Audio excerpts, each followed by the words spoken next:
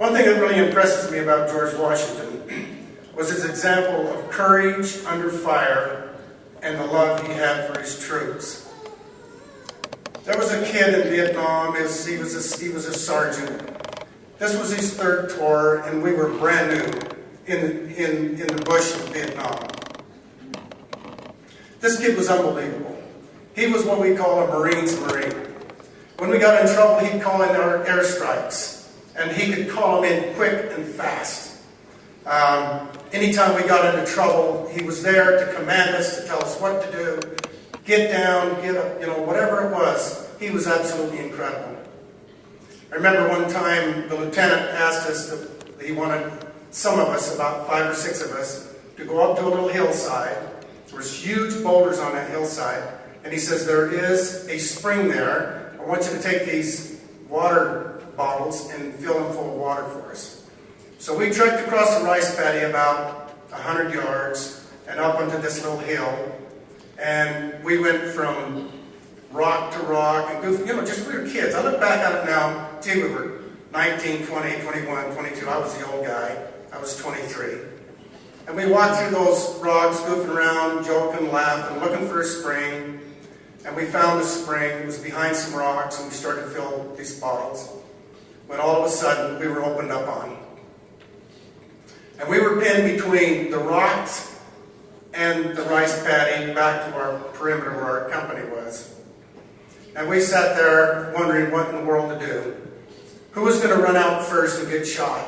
And I remember those guys, they turned to me and they said, Val, you're religious, aren't you? Yeah, I am. Would you offer a prayer for us? I said, yeah, I will. Every one of us got down on our knees, and I asked the Lord to bless us that we might be able to get out of that while bullets were whizzing and we were hiding behind a rock. At that time, we took off and we ran as fast as we could, and we zigged and we zagged and bullets were flying. And we jumped over that rice paddy and into the protection of the company. And not one of us was hit. I was so thankful for that. And as we got there, the Sergeant Stockton commanded, the firefight was beginning to be real hot and heavy. And he jumped out in front and started to say, to the enemy, and then he'd jump behind a rock. I watched him do this, and jump behind a rock. I thought to myself, what in the world are you doing? You're going to get shot. And sure enough, boom, he got hit, dropped down. I called for corpsman up, corpsman up. Incidentally, in the Marine Corps, corpsman is like a medic in the Army. And they were from heaven. They honestly were from heaven. These guys would do anything to save our lives. If we were wounded, they were there to help us. I'll never forget the corpsman. And I'm sure it was true with the medics in the Army. But they yelled up, we yelled up, corpsman, and Stockton yelled out. He says, no, stay down, stay down. He didn't want them to get hit. He had actually been hit in the side of the head, but he was okay. He didn't want anybody to get hit. He was a Marine's Marine, and I'll never forget Stockton. And then I found out later on that he had been killed. The great military historian Stephen Ambrose said this, and I think this is a profound statement. He said, I spent a lot of my career studying small units in action. For me, the appalling losses are compounded by the knowledge that it was the natural leaders, the junior officers, who went down in the greatest numbers. Always in my subconscious is the thought, what life was cut off here? A genius? It is impossible to imagine what he might have invented. We do know that his loss was our loss. A budding politician, where might he have led us? A builder, a teacher, a scholar, a novelist, a musician. I sometimes think that the biggest price we pay for war, and to me this is a profound statement, I sometimes think that the biggest price that we pay for war is what might have been. The loss of these young men is an unmeasurable part of the cost of war. During World War II, there was an island in the Pacific, Iwo Jima. I'm sure we've all heard of it. There were 22,000 Japanese soldiers defending this island. Actually, they were not on the island, they were actually in the island. They had massive tunnels, and they were dug in, and they were bound and determined not to let the Americans pass that Japanese ground. It was sacred to them. We were not going to let the Americans get past Iwo Jima. 150 miles to the east was an island of Chichijima. It served as a communications hub and a staging area for Iwo Jima. 7 American airmen had been shot down and captured and had been brutally executed by decapitation. There's a famous picture of an Australian being decapitated by the Japanese on the island of Chichijima.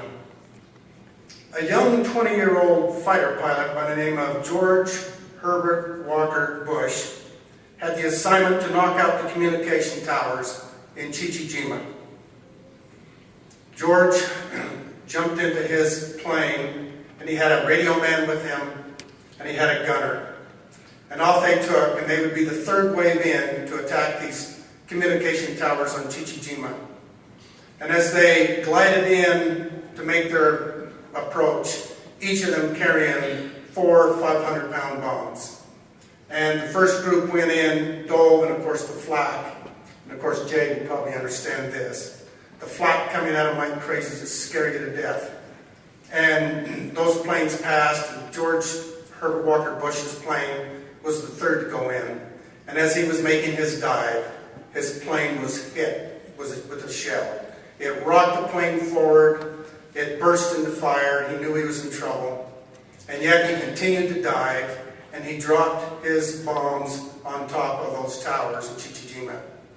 He swerved out, veered off, was able to get over to the ocean, and then he turned his plane basically sideways so that he could slow it down so that his radio man and his gunner could bail.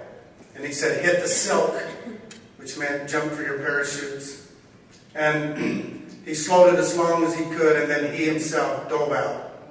George said he dove, and he tried to dive low because he knew the tail would be in his way.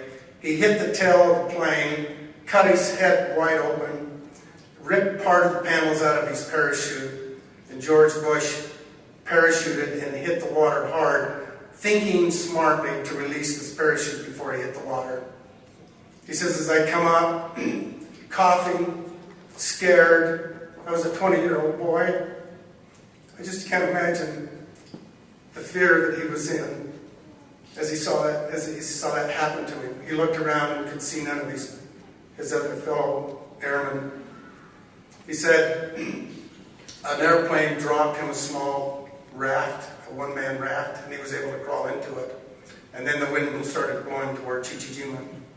He said he looked out there and he saw the Japanese soldiers man their boats to head out to capture him.